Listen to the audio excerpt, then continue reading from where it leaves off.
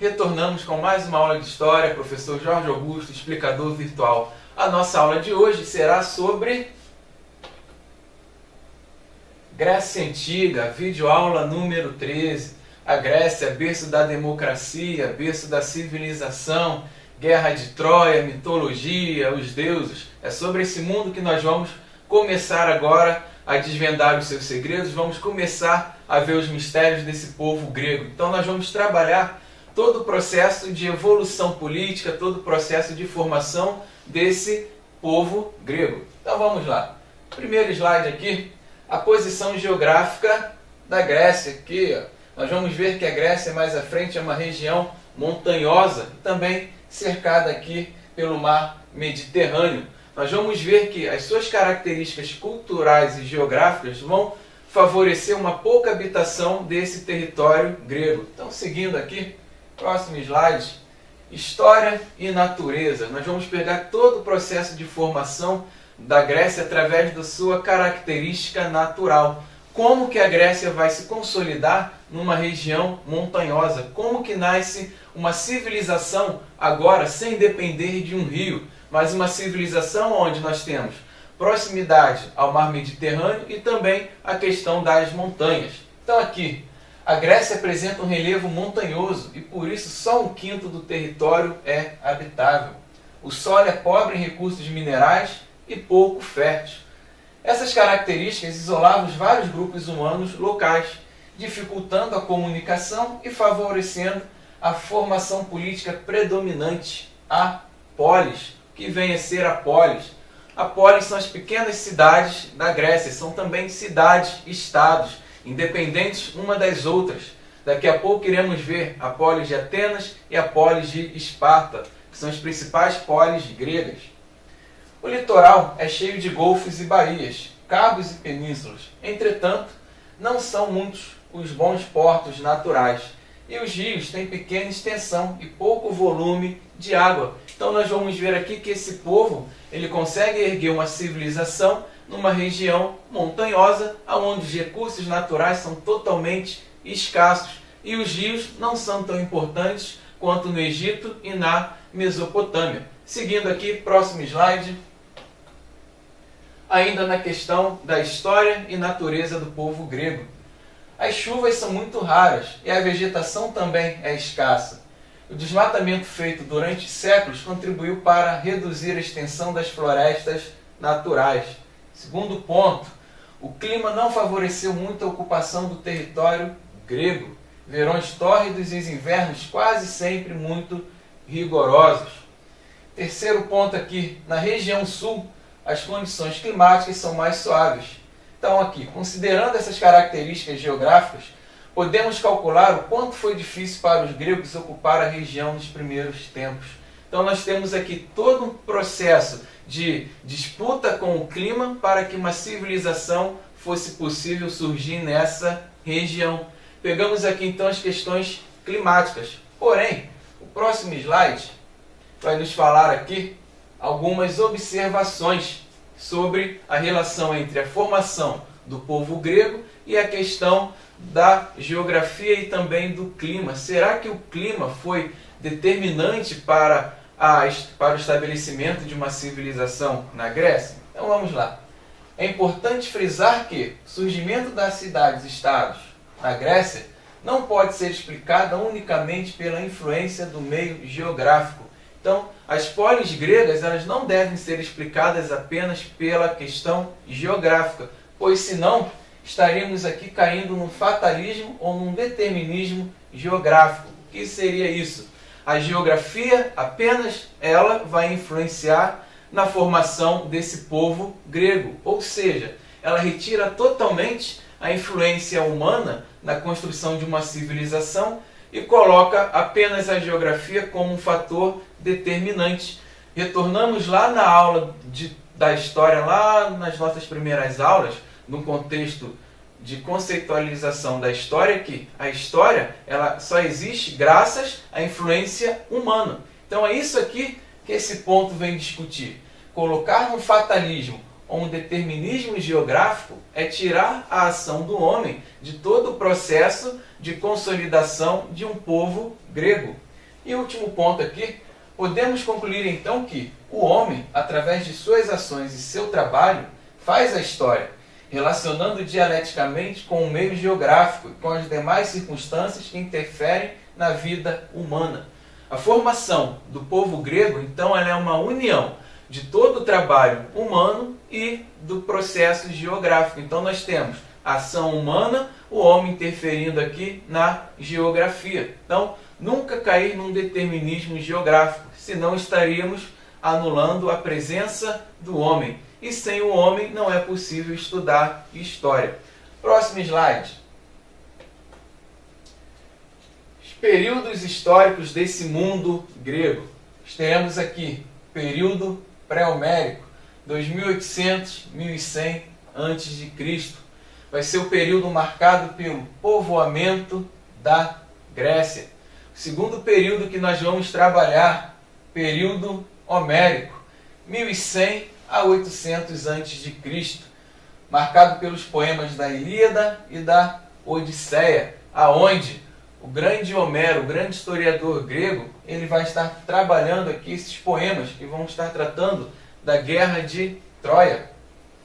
Período arcaico, 800 a 500 a.C., período da formação da polis, das cidades-estados.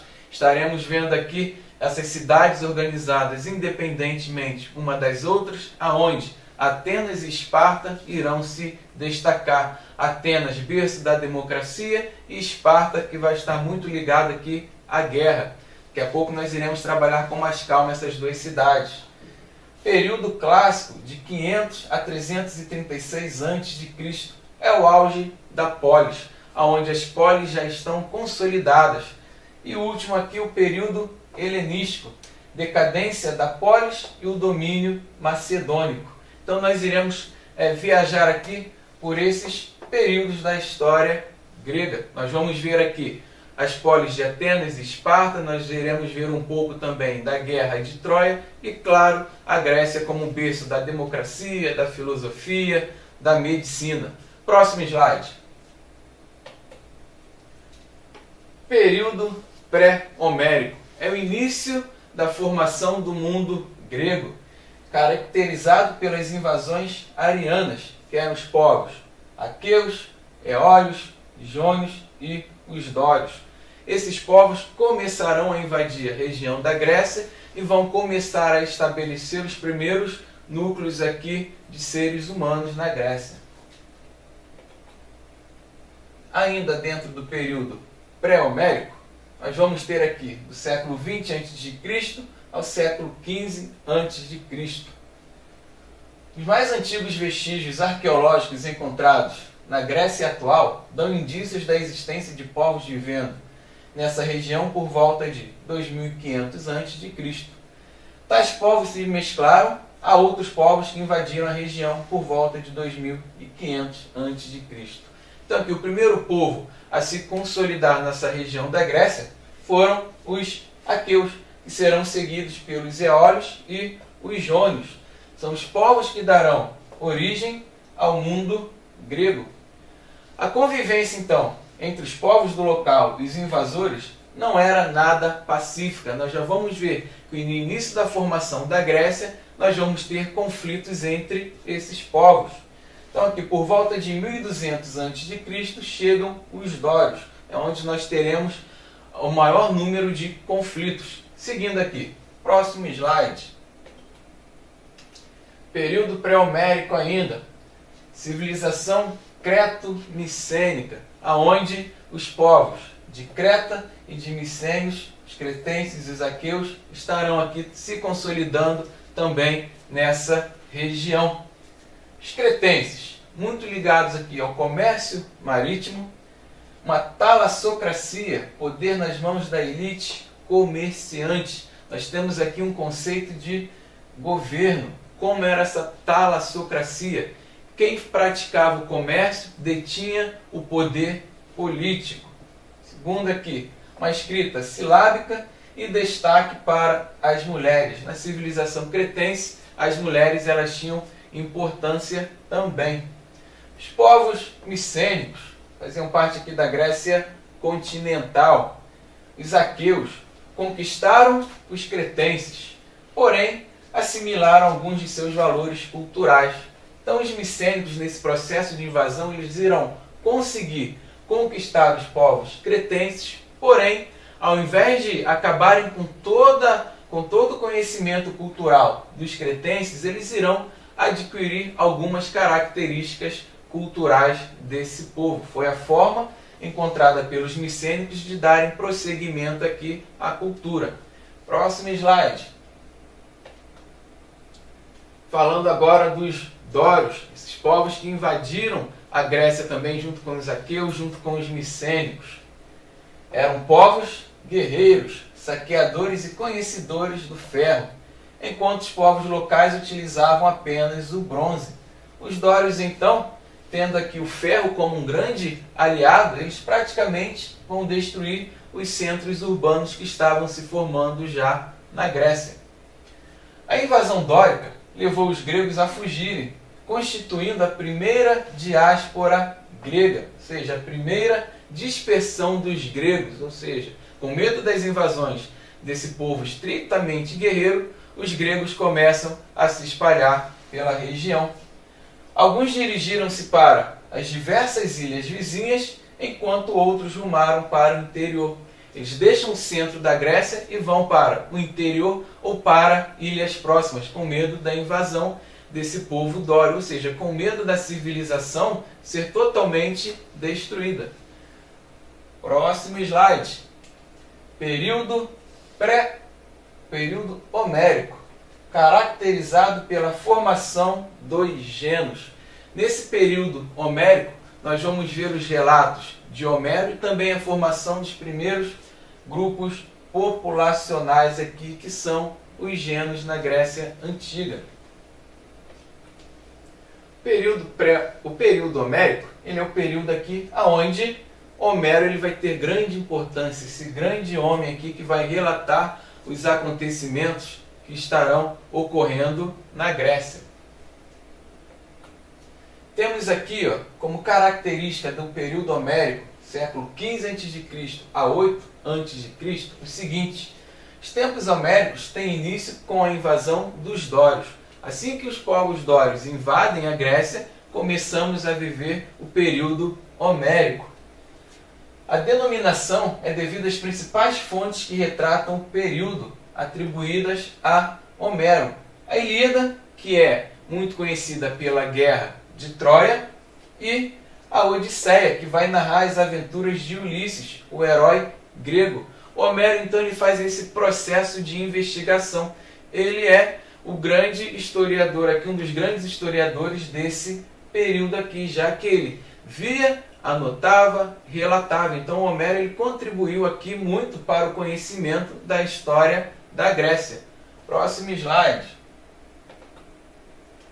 A famosa Guerra de Troia aqui, cavalo de Troia, esse presente de grego, onde os gregos deixam esse presente aqui e ao adentrar na cidade de Troia nós vamos ter soldados saindo de dentro do cavalo e destruindo aqui toda a cidade. No próximo slide, nós vamos ver as principais características desse povo do período homérico. Pela organização em genos, as famílias coletivas que reuniam descendentes de um antepassado comum. Cada geno era chefiado pelo membro mais velho, o pater, com autoridade militar, religiosa e política. Então nós temos uma organização familiar que trabalhava toda a produção e quem comandava era o pater. A economia se sustentava na agricultura e no pastoreio.